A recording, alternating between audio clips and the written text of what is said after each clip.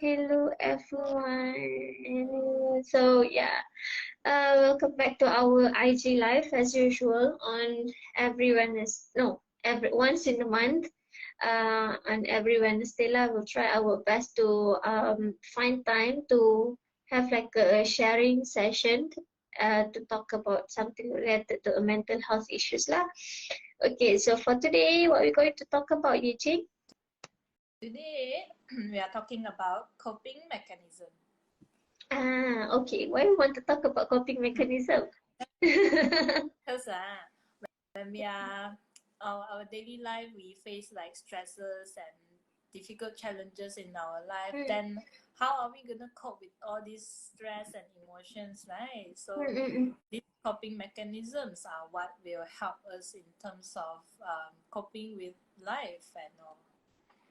Yeah, that's true. So, is there anything that you want to say, Yijing? Yeah, how about your opinion? Okay. So why we want to talk about coping mechanism? Because that is the things that, like Yiching said just now, lah, that's the thing that we can do for us to help ourselves when we are in a stressful events, kan? So every day in our life kita akan experience these stressful events, kan? Yeah. So yes, so maksudnya when we have this like a coping mechanism with us, so maksudnya dia akan bantu kita untuk kita deal dengan our life better. Dalam masa yang sama kita dapat adjust with the stressful events, how we react to the stressful event, and at the same time still can maintain our emotional well-being. So maksudnya with coping mechanism, dia akan bantu kita untuk regulate our emotions in a more better way rather than being too impulsive towards the stressful events. Tapi when we talk about coping mechanism ni, Yiching, there are two types of coping mechanism that we will discuss later lah. So stay tuned to our audience. So yeah, so that's why we want to talk. Come again? How we are actually taking care of our in terms of physical health, when we are taking care of our diet, of our sleep, those are part of coping mechanism that we do to take care of our physical health. So in terms of mental health, there are also coping mechanisms that we can use to maintain the well-being of our mental health. So that's what we want to talk about today. Yes. And having your own coping mechanism ni sangat-sangatlah penting sebab dia lah yang akan bantu you untuk regulate you punya emotions better, like we talk about just now lah.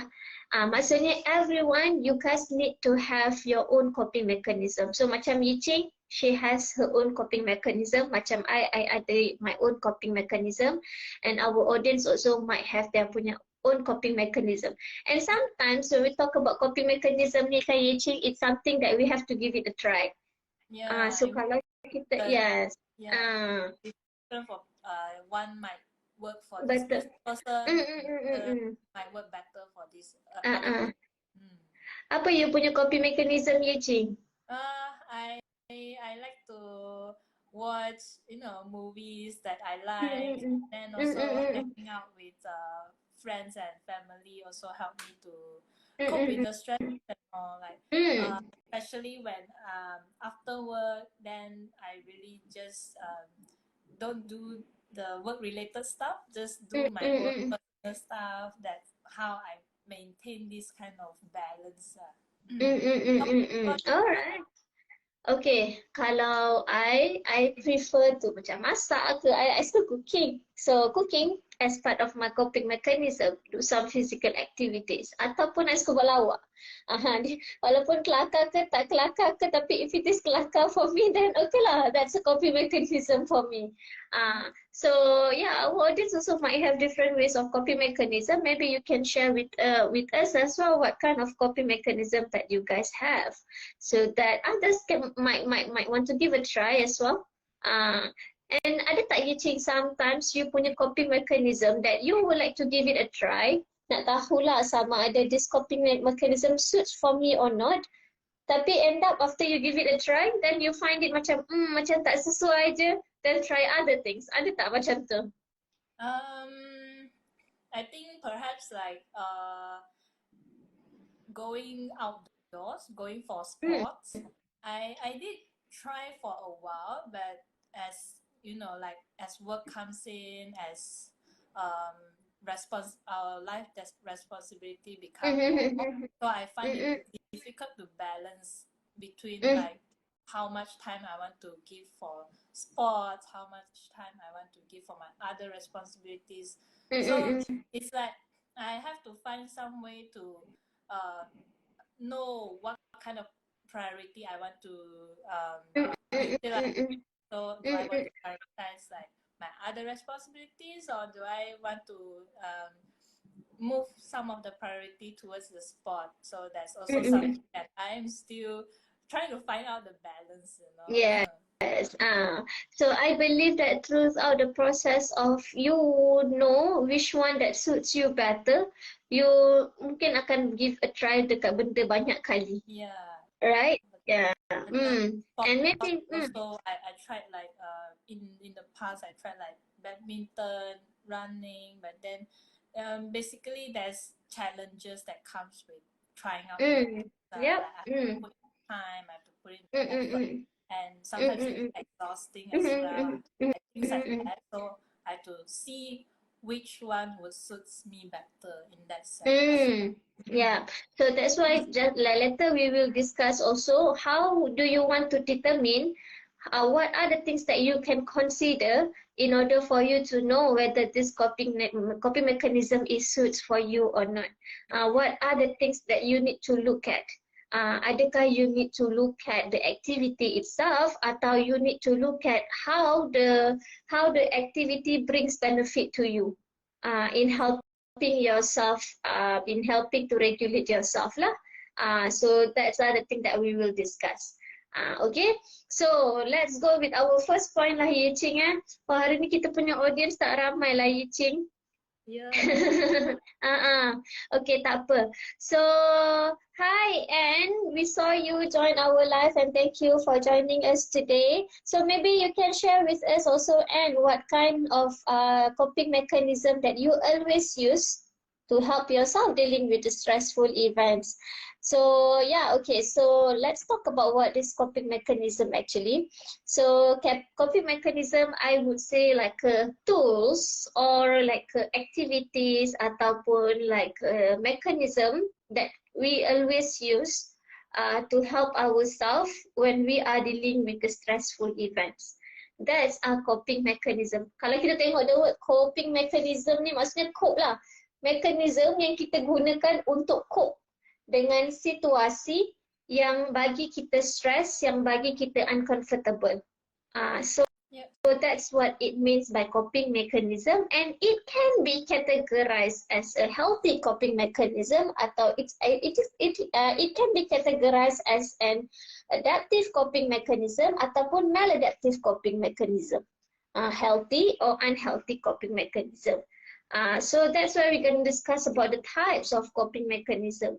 So kalau when we talk about types of coping mechanism ni juga kan Yi Ching kan. Oh, before that, do you have anything else to add about what is coping mechanism, Yi Ching? What I understand about coping mechanism is that it's a strategies that we use our thoughts, through our behaviors and our thoughts that we use to reduce the stress and the emotions, unpleasant emotion that might affect our mental health. So we use this kind of cognitive strategies, behavioral strategies to cope with these everyday stresses. So this is meant by coping mechanism. Betul. Okay, so now let's talk about types of coping mechanism yang kita adalah kan. Okay, so types of coping mechanism tadi macam I cakap lah. Dia ada dua, satu yang adaptive, satu yang maladaptive. So, I akan campur semuanya, all types of coping mechanism yang kebiasaannya kita dengar Then you guys can macam reflect lah sendiri what kind of, whether this is adaptive atau maladaptive coping mechanism. It's easy sebenarnya untuk differentiate it. Okay, so certain macam one of it adalah macam contoh humor. You buat lawak. So humor is also one types of coping mechanism yang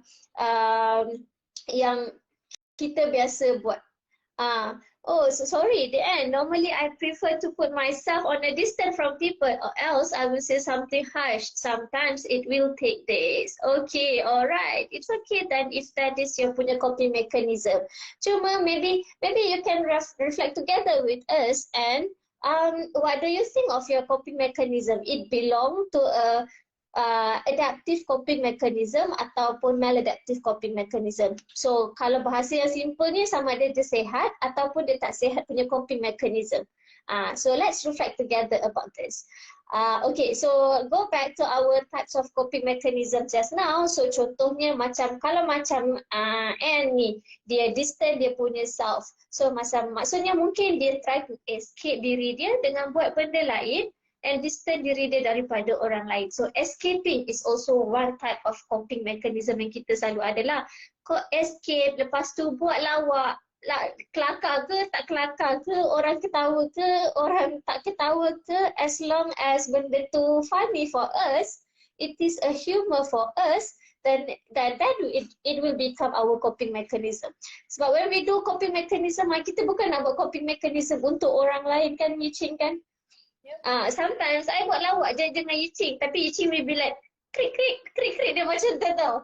Tapi I will be like it's okay because I do this, I buat lawak ni bukan untuk buat Yiching ketawa, bukan I nak sultingkan Yiching, I nak soothe myself. So kalau dia, for me it's funny enough, then that's my coping mechanism, because mungkin I tak pandai buat lawak untuk Yiching, tapi I can be pelawak for myself.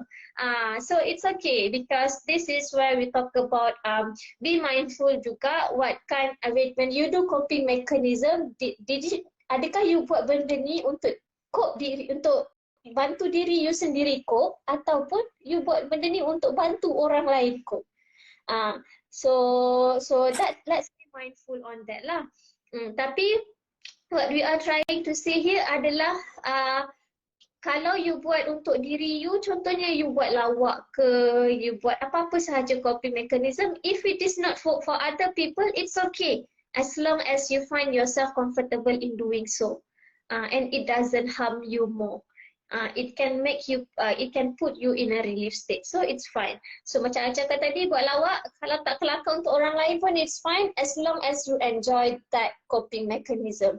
So escape, buat lawak, making humor, ataupun practice some relaxation techniques. So kalau bercakap pasal relaxation techniques ni, Cing, I rasa macam it's very popular. Take a deep breath. Kan, tarik nafas dalam-dalam, 2, 4, 2, 4, contohnya macam tu. Ataupun dengan online YouTube video, ya, betul. Meditation. Betul. Popular. Betul. Practice some meditation, practice some yoga. Ataupun mindfulness technique, ataupun you sit in the nature lah, close to the nature. So these are some of relaxation techniques that you can practice as part of your coping mechanism. Dan lainnya macam support.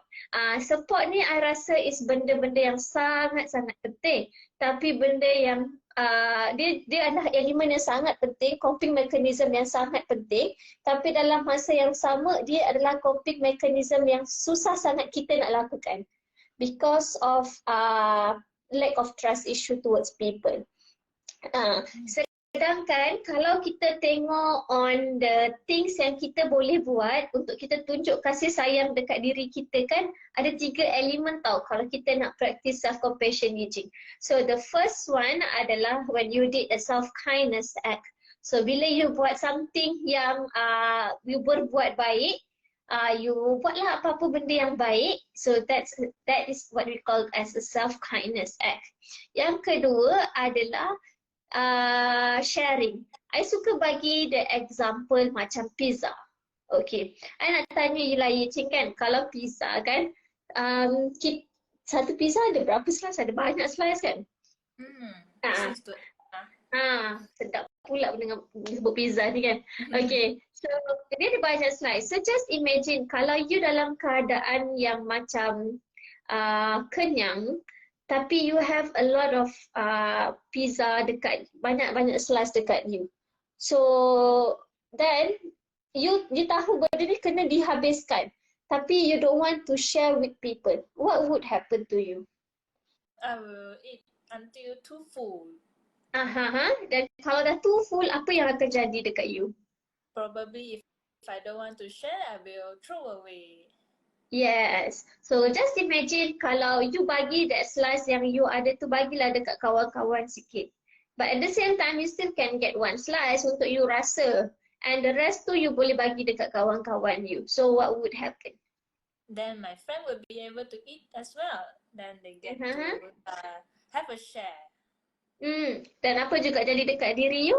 Then I won't be wasting food. I will also won't be overeating, and I get as well. So it's like moderation is like achieved. Kan? So maksudnya dekat sini beban you akan kurang lah. So similarly, when you share anything that makes you stressful and you find support, external support, especially like friends ke, family ke, or a significant others if you have, so then it would be a great idea. Tapi kalau rasa macam diorang tu you guys tak boleh nak percaya, that's where you have a professional help that you can always trust. Maksudnya our role here is not to judge you, our role here is not to discriminate you, our role here is not to look down on you, but our role here is to support you daripada bawah naiklah ke atas. So that's our role. So kalau you rasa macam there is no one that you can talk about something that makes you feel stressful, then come to the professional help lah, to seek for help.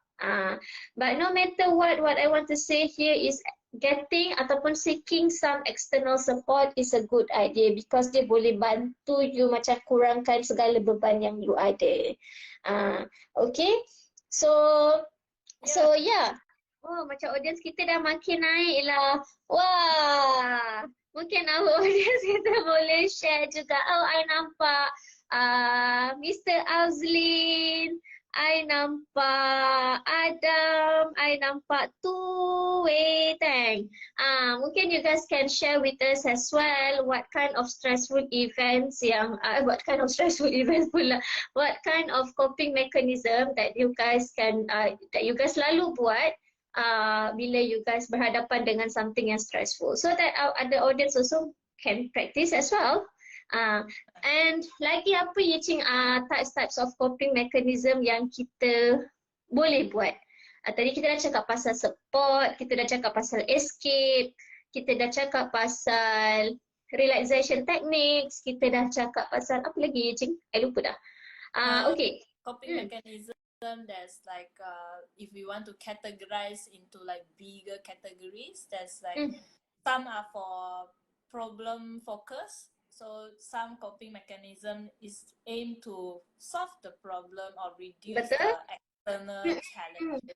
Well, some are like emotion focus. So we focus on our own emotion, our own internal challenges, and perhaps we can also, there's also another category related to meaning focus when we work with our cognitions instead.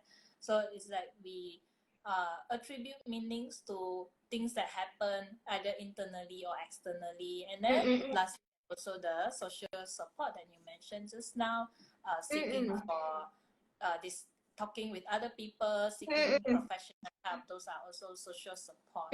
So in terms of relaxation, mindfulness, yoga, those are more emotion focused, where we focus on our regulating our emotions and to reduce the stresses and unhelpful emotions that come up with the challenges. So if you want to talk about problem focused instead, some coping mechanisms that are helpful in terms of we can either resolve or reduce the problems that we face. For example, if you are if it's a procrastination, that you face challenges to finish a task in time, then if you want to use a problem-focused coping mechanism, that would be planning, time management, to Betul.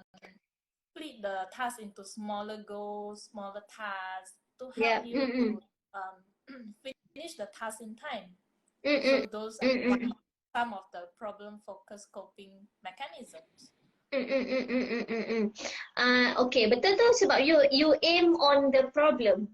So maksudnya you kena ada teknik-teknik jugalah untuk managing the problem. Yeah. Kan? Maksudnya you kena take into consideration the time management. You kena ada plan. Kalau you semborono pun, you know what semborono means, Ici? Apa tu? Playing. Not really like playing, dia macam you terus buat secara impulsif. Secara sembrono, jadi you tak fikir dulu. So maksudnya kalau you want to address the problem, sebab dia macam ni tau, when we talk about coping kan, kita ada coping style, kita ada coping mechanism. Coping style ni yang kita boleh divide pada dua, iaitu kita ada problem focus ataupun emotional focus. So maksudnya kita punya style tu lebih kepada kita nak cope, cara kita, macam mana cakap style untuk kita cope things adalah lebih kepada kita nak selesaikan masalah je. Kita punya emotions, kita hold dulu, kita nak selesaikan masalah dulu. Itu adalah kalau kita punya style untuk cope lebih kepada problem focus.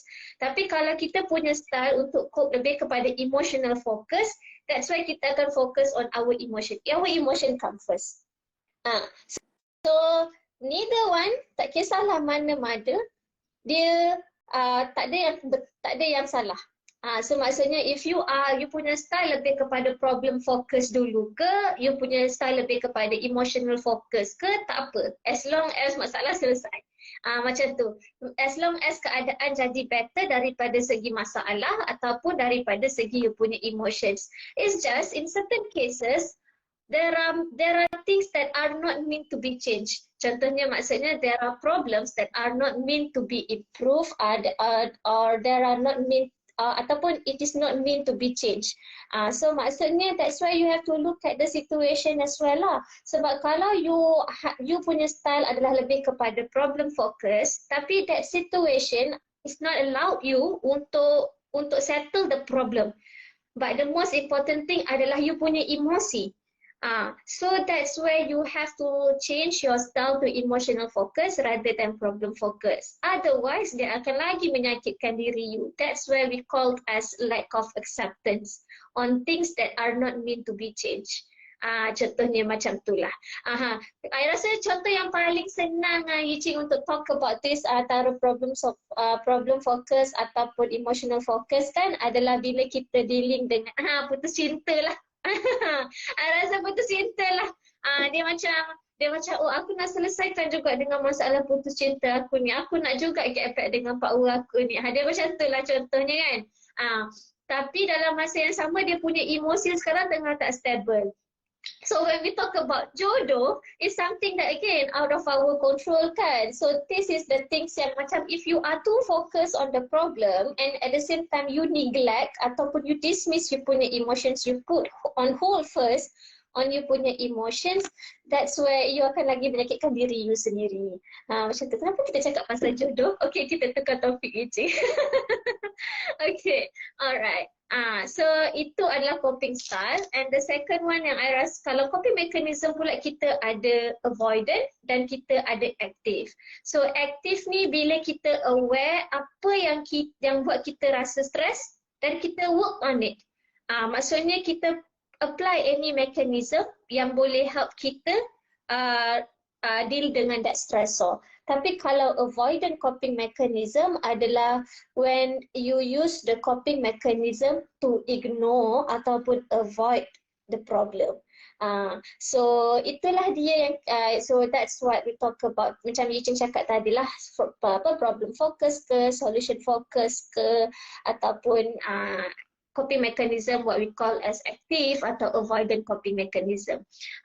Lagi kan Yicing tadi macam I cakap tadi tu macam escape, support, escape support, relaxation, itu semua kita macam healthy coping mechanism kan Cik, macam adaptive coping mechanism. How about maladaptive coping mechanism Cik? Ini kita banyaklah dengar kan Cik kan? Dia macam okay membantu you tapi it is unhealthy. So maladaptive coping mechanism can also be understood as defense mechanism. Sometimes it's like when you are using maladaptive coping mechanism, they are usually coming from subconscious. You are not really using a lot of thinking process when you are doing it. It's just like you want a immediate relief. You want a immediate relief, although it's temporarily. But then in the long run, it's not really helping much. It might cause problem in the long run. But you want a temporary relief. That's why you go for maladaptive coping mechanism without thinking too much about what will happen in the future. That's why sometimes this coping mechanism can be maladaptive if it's become like the unintentional, unhelpful defense mechanism. And unhealthy coping mechanism ni juga macam yang kita biasa kita dengar adalah contohnya macam unhealthy self-soothing. Macam you drinking ke ataupun you kalau ataupun dia melibatkan risk taking punya, contohnya macam you experimenting with drugs ataupun you buat reckless driving ataupun you smoking. Dia nampak macam yes, memang I tak deny buat benda-benda macam tu mungkin somehow it can help you to feel relief when at the moment yang you tengah stressful event kan. Tapi it is actually unhealthy. Ataupun satu lagi yang biasa kita dengar adalah self-harming. Contohnya macam overdose medication ke ataupun macam kelar tangan, hurt yourself, hiris tangan macam tu kan. So those are unhealthy coping mechanism actually. Tapi yes, it can make you feel relief somehow because it depends on how the person view about it lah. Macam I recently have this macam I dengar this kind of issue lah about the unhealthy coping mechanism, but it's actually a coping mechanism for someone. Contohnya macam this person dia practice this kind of coping mechanism which is self-harm. Dia kelar tangan dia sendiri. So dia cakap dekat I, oh this is my coping mechanism. Kenapa dia kata this is coping mechanism? Because I rasa happy kelar tangan I bila I tengok darah, I tengok luka, I feel happy. I rasa lega tengok tangan I berdarah, tengok tangan I luka. I suka tengok darah tu memancut-mancut keluar, you know. Bila kita kelar tangan kita kan, macam, and then dia kelar tangan dia, it's not like kelar biasa tau. Even you can see daging inside. So dia happy tengok that thing tau ya cik. I macam jam sekejap. Bila dia cakap macam tu, I macam okay. How did she feel happy while tengok benda-benda tu semua? Kalau I dah lari dah rasa kan. Tapi macam dia feel relief looking at that thing. So macam dia feel happy lah tengok daging dia sendiri. Dia feel happy tengok darah keluar. So those are the things yang buat dia feel relief. Walaupun benda tu sakit, tapi bila dah biasa buat kan Yicing kan, tapi dia dah macam dah rasa sakit tu dah jadi macam numb, dah tak ada. Tapi dia still rasa benda tu relief sebab tengok benda-benda yang yang dia nampak lah macam darah and also daging. Tapi actually it's unhealthy. Although it provide temporary relief, but in yes. the long term, like the physical health risk, the risk that comes with infection, and also perhaps the wound or the possibility of the danger of coming from a cut wound, perhaps. So those are the long-term risks that's not helpful. Betul. Sebab macam mana pun bila you harm diri you, it means that it will affect diri you. You mungkin rasa dia macam happy for a temporary, But it doesn't really helpful pun sebab dia dah merosakkan yang benda yang kita tak nampak. Especially apa yang dalam tubuh badan kita lah. Macam tu. And I tak boleh nafikan kebanyakan orang yang self-harming ni ataupun cuba untuk attempt suicide kebanyakannya adalah mereka fikir that is the only way, that's the end way yang I ada untuk makes me feel relief. So it sounds like a coping mechanism, but actually it is unhealthy coping mechanism because it does not really help you for a long term. That's why if you want to plan for a coping mechanism, try to make sure whether this coping mechanism can only help you. Tak kisahlah can only help you untuk short term atau long term. Tak kisah kalau you buat untuk short term pun tak ada masalah. As long as coping mechanism adalah untuk makes you feel relief. But if it affects other parts of your body atau other parts of yourself, then it means that it doesn't make you feel relief pun because you will feel the pain later on. So try to reflect lah. Is that the one that you are looking for ke? Macam tu. Okay? Alright. So yeah, so that's some of the maladaptive coping mechanism and also an adaptive coping mechanism. And to say about the difference between defense mechanism and also coping mechanism ni juga, macam Yiching cakap tadi lah, defense mechanism ni adalah something yang unconscious kita buat kan. Contohnya yang biasa I nampak defense mechanism adalah something yang unconsciously we did. Kita tak sedar pun kita buat cara macam tu untuk deal with the stressful events. While coping maksud kalau you tengok the word defense pun macam pertahankan, you know. Macam tengah mempertahankan something, meaning that you are not consciously doing that. Tapi kalau coping mechanism is something that you are consciously buat and you have a purpose to do so. Sebab tu you put an actions into doing it. Tapi kalau macam defense mechanism, okay, tadi kita dah cakap pasal coping kan, contoh-contoh coping mechanism yang you boleh buat. Tapi kalau defense mechanism ni pula, contohnya macam you being in denial. You tak sedar pun, you tengah deny dengan diri you sendiri. Oh, I mana dah, I sedih, I'm okay je. Dia macam you were trying to deny with your punya emotions atau you tengah deny dengan stressful events yang you tengah berhadapan sekarang. So denial adalah salah satu defense mechanism. Maksudnya you tak nak berhadapan pun dengan that thing. You tak nak put any coping mechanism into that stressful event. So what you did instead adalah defense diri you daripada that stressful events. Itu denial. Yang kedua adalah projection. It's when you project you punya emotions atau apa-apa fikiran yang you ada tentang that stressful events to other people or to other things. So projection. So again, this is defense lah. While you are supposed to deal with that problem, put some, you deal with it, bukan dia bermaksud you kena selesaikan masalah tu. You deal with it, it's either you selesaikan kalau boleh diselesaikan. If it is not, then put some activities lah, doing some activities so that you can still deal with the stressful event and have, dan emosi you pun terjaga. Tapi kalau you tak nak deal dengan that stressful events, but what you did instead adalah project whatever emotions yang you ada pada orang lain ataupun pada benda lain atau being in denial about that stressful events, that's not coping, that's defense. Kan denial ni pun kita boleh tengok dekat orang yang kebiasaannya mengalami trauma.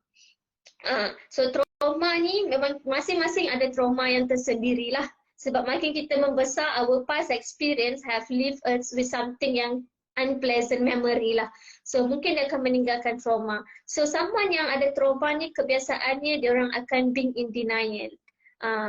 Sebab dia orang tak boleh nak berhadapan, dia orang mengalami kesukaran untuk berhadapan dengan situasi yang buat dia orang sangat-sangat stres. So denial ataupun avoid, and even avoidance sendiri adalah salah satu kriteria yang kita biasa dengar PTSD. So PTSD is something is a trauma stress related stress lah. So avoidant ni pun juga boleh jadi salah satu defense mechanism. Macam I cakap tadi, it's supposed to be you're supposed to deal with that, but instead what you did adalah you defense yourself from that stressful events. Macam itulah. So lagi apa Yiching? Repression. Apa tu? Kalau denial, if like for example when you talk about avoidance, kalau if the avoidance is like you are trying to give yourself some distance from the problem to avoid it becoming worse, then depending on the circumstances and the consequences of your action, when you choose to avoid in some situation, it might be a coping mechanism. It might be a helpful mechanism that when you try to distance yourself for some time, then afterward when things are better, you are able to handle the situation, then you come back to handle the problem again. So in a way, avoidance can, in some situation, can be maladaptive, in some situation can be adaptive. So it's how you use all these coping mechanism depending on the situation and what the consequences on how you use it, that will determine whether is it helpful, whether is it unhelpful, is it coping or defense mechanism or maladaptive coping. Maybe instead of kita use the word avoidant to say about coping mechanism, if we want to use that for our coping mechanism, adalah maybe kita can use the word time out instead. So maksudnya time out ni bila you time out lah, maksudnya kalau you berhadapan dengan stressful event tu, okay, you take a step back sekejap daripada stressful event tu for you to take your own time out. So macam Anne tadi, our audience tadi, dia macam cakap dia put dia punya diri dulu distant from people, so it might sense that mungkin dia tengah take dia punya time out. So or else I will say something harsh. Yes, that would be a great idea lah. So maksudnya dia try untuk take time out sebelum dia mencederakan orang lain, menyakitkan hati orang lain lagi. So kalau kita tengok, maksudnya avoidant ni is not a healthy way, because sebab when we talk about stressful event, life is about dealing with the stressful events. It's not always a happy moments in life. So meaning that you can't run away from problems, you can't run away from stressful events. Anything can become a stressful event for us, but it depends on how we view on that thing and the level of stress that we might having. So mungkin contohnya macam situasi A, mungkin the way I react to that stress, tapi taklah tinggi sangat. Kalau you suruh I rate daripada 1 sampai 10, maybe I rate 2. Tapi kalau mungkin Yiching, dia punya stress mungkin berbeza daripada I. So it's the way how you perceive about the stress event. But no matter what, you can't run away from that stressful events in life. So maksudnya avoidant, kalau you keep avoiding the situations atau keep being in denial, that would not be a healthy way lah. Dia akan jadi defense mechanism. Okay. Lepas tu macam satu lagi yang I rasa kena take note adalah repression. Repression ni adalah benda yang biasa sangat kita dengar juga, adalah bila you repress you punya emotion. Dia ibarat macam balloon lah. I suka bagi analogi balloon to my client. So just imagine a balloon, okay, kalau you keep blow the balloon, apa akan jadi, Cik? Meletup. Meletup siap bunyi kuat lagi, macam tu kan. Tapi so maksudnya balon ni ibarat our diri lah, keadaan diri kita. Kenapa sampai satu tahap kita meletup? Sebab our emosi ni meletup, sebabnya kita keep repress our emotions. Kita keep repress our emotions. So setiap kali kita blow the balloon, maksudnya kita tiup sampai dia meletup. Macam tu juga dengan keadaan diri kita. Bila kita berhadapan dengan stressful event, kita tak nak find support, kita tak nak express kita punya emotions in appropriate way. So that's why kita repress. Kita repress. Kita repress tu ibarat kita blow balloon lah. So that's where kita meletup macam balloon. So macam tu lah analogi balloon yang I nak guna. So to say here adalah repression is also a part of defense mechanism lah sebab kita tak sedar kita buat benda tu. Yeah. But if the suppression is used in moderation, for example, you give yourself some time to express or feel the feelings, the emotions that you need to feel. So it's like maybe during the day you have to work. That's why you want to keep your emotions aside so that you can focus on the work. So you kind of suppress it for a moment. This emotion, I will put it aside first. Then later at night, I come back to you. Then I will go and arrange or go and evaluate all this emotion and to take care of them, take care of myself during the night. So that means that you are using suppression during the daytime, but then nighttime you allow yourself to feel those emotions and whatever you have to feel. So in that case, it becomes a more healthy coping instead of repression. Repression means that you don't come back to those emotions, you just put it aside and don't come back. So macam mungkin ada yang macam kejar repression, kejar suppression kan. It's the same thing. Some dia akan guna repression, some akan guna suppress. So benda yang sama, dia adalah maksudnya you tutup dia punya emotions. Maksudnya you put aside terus you punya emotions. Sedangkan emotions also needs to be balanced lah. Bila you want to when you want to focus, when you want to solve things, kalau you guys pernah join my lives before with different practitioners, we always talk about 3 different states of mind, which is what we call as a logical, emotional, ataupun a wise mind. So emotional mind, when you make a decision based on your emotions sahaja. Kalau logical mind is when you just a problem focus punya lah. Maksudnya you buat keputusan based on logical thinking. Dan yang ketiga adalah wise mind. Wise mind ni adalah the best mind yang kita nak. Sebab wise mind ni adalah combination of kedua-duanya. You kena, bila you nak selesaikan masalah ataupun you want to make a decision on something, yes, you have to consider on the logical part, but at the same time try to feel your punya emotions juga. And not only feel but accept it. Because emotion is an emotion, dia adalah something yang it is there. So kalau you deny ataupun you suppress ataupun you repress ataupun you project it, so itu yang dia akan buatkan you jadi lagi sakit. Sebab you defense yourself from dealing with the stress, from facing the stressful event. Macam tu. Okay, alright. So I hope you guys clear what does it mean by defense as well as a coping mechanism.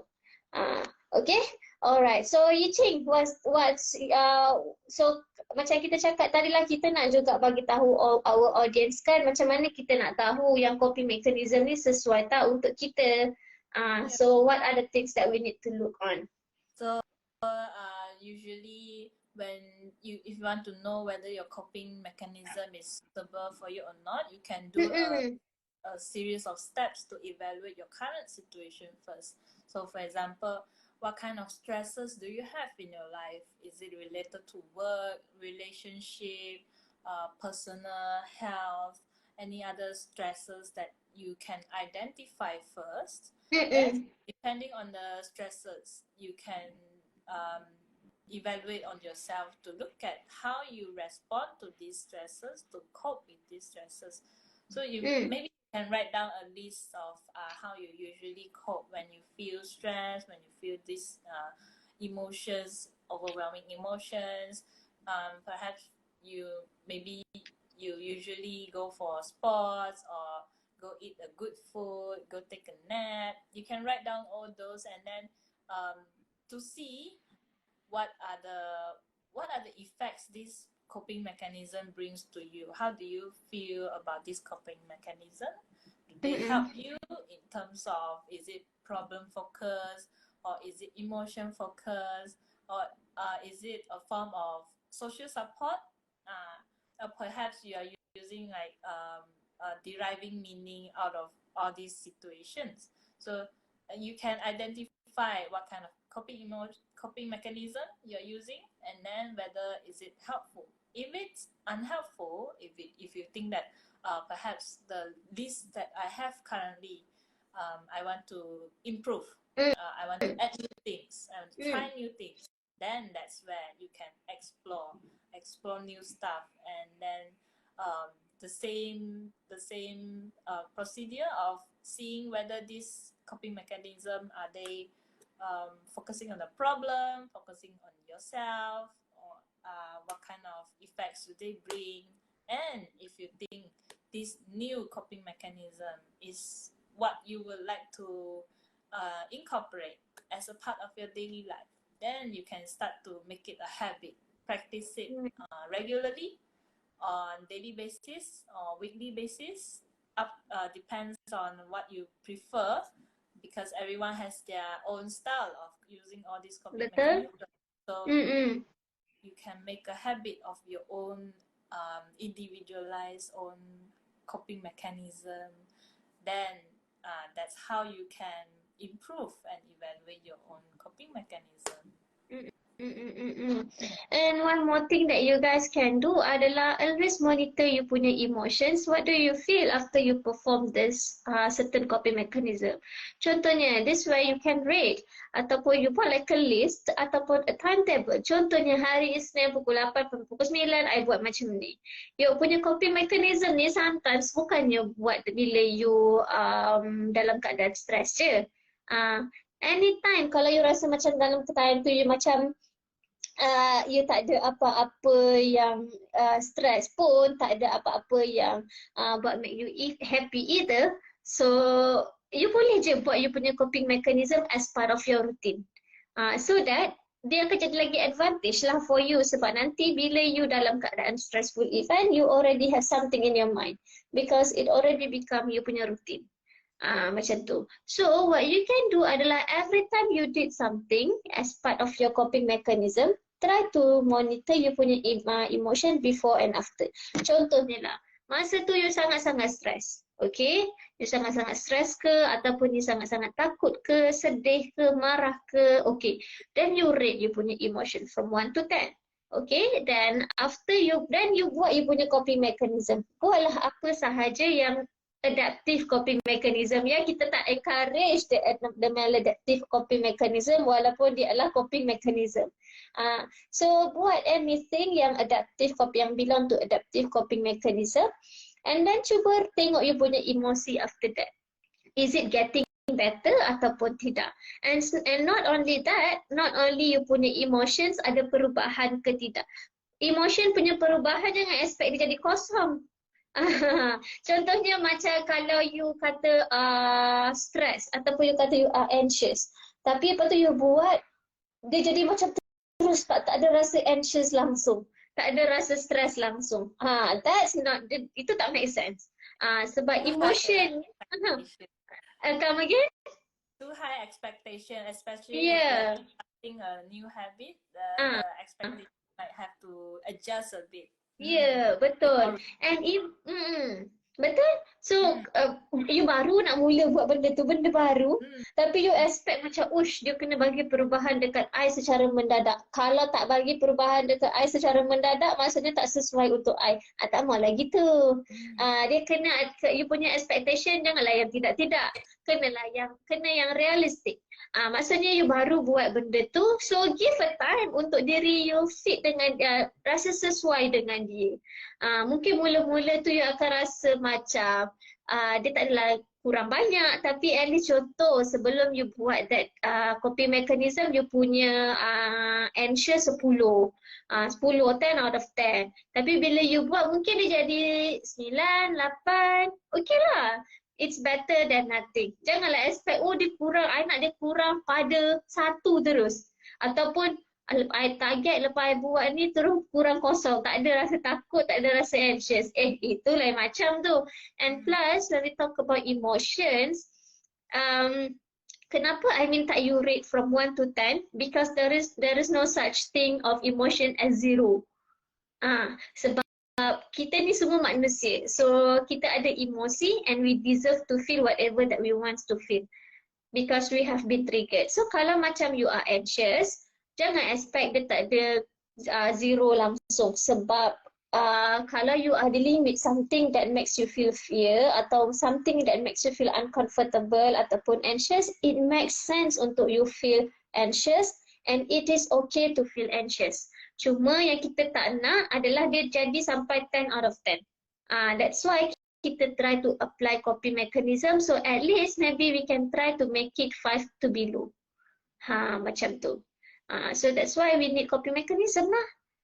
So expectations kena reduce, kena manage bila you want to plan for your own coping mechanism and try not to ask, and then your expectations yang dia tak boleh akan jadi, dia tak akan jadi kosong. Dia akan reduce, it's just tak jadi kosong lah. Macam tu. So manage you punya expectation. So monitor lah you punya emosi before and after. So lepas tu kalau dah you rasa macam okay dah monitor emotion, yang kedua maybe what you can do adalah monitor you punya pleasurable of doing that coping mechanism. Seronok tak buat coping mechanism tu? From 1 to 10, how much you want to rate? Berapa keseronokan yang you dapat buat, yang you dapat rasa bila you buat benda tu. So kalau you rasa macam, lepas buat ni aku boleh rate 10 per 10, aku seronok sangat buat this coping mechanism, then it might be a sign that it suits you. So these two elements can help you to monitor you punya whether this coping mechanism suits for you or not. Alright, Yiqing, ada anything you want to add?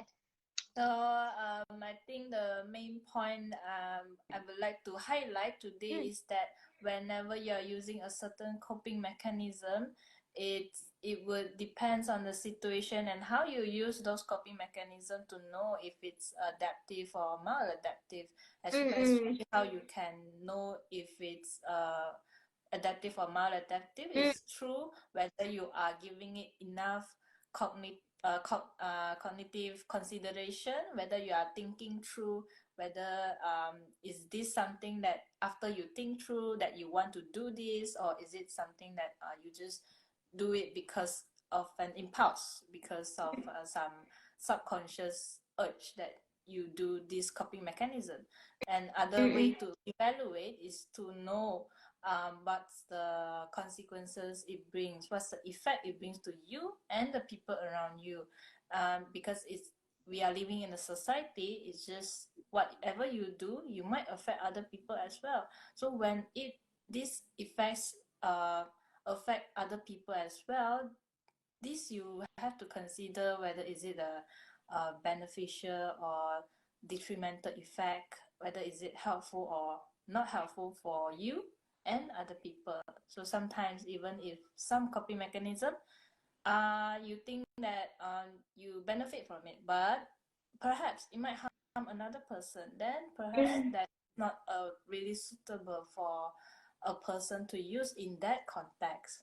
Depending on the person and the context, there's a lot of complexity, but there's also a lot of room for improvement for you to consider depending on different situations. So always have the flexibility and the effort to go and consider, to go and evaluate, to go and think, because we humans are living being who can think. So that's our advantage, that's our ability to use our thinking process to help us and to help the people around us. So Betul? I'd like to highlight for this coping mechanism. Betul? Alright, so I guess I pun dah tak ada apa-apa dah nak tambah.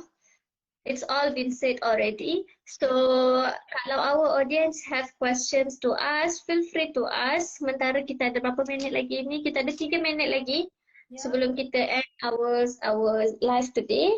So it seems like tak ada apa-apa soalan tu untuk kita jawab. So yeah. But apapun, thank you for everyone who watched our IG live today. So we hope that it bring benefits to those who watch our IG live today lah. Especially in helping you guys. Yes, thank you for watching, and I hope this IG live is benefits for you guys, especially in helping you guys untuk find what are the healthy coping mechanism that only that's not only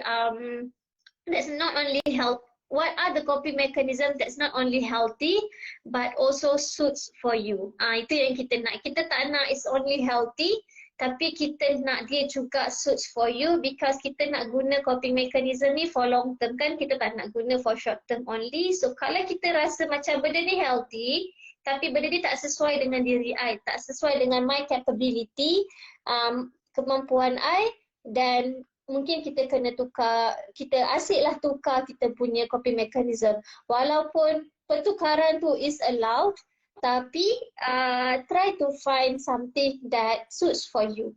Dan kita tukar-tukar lain untuk additional.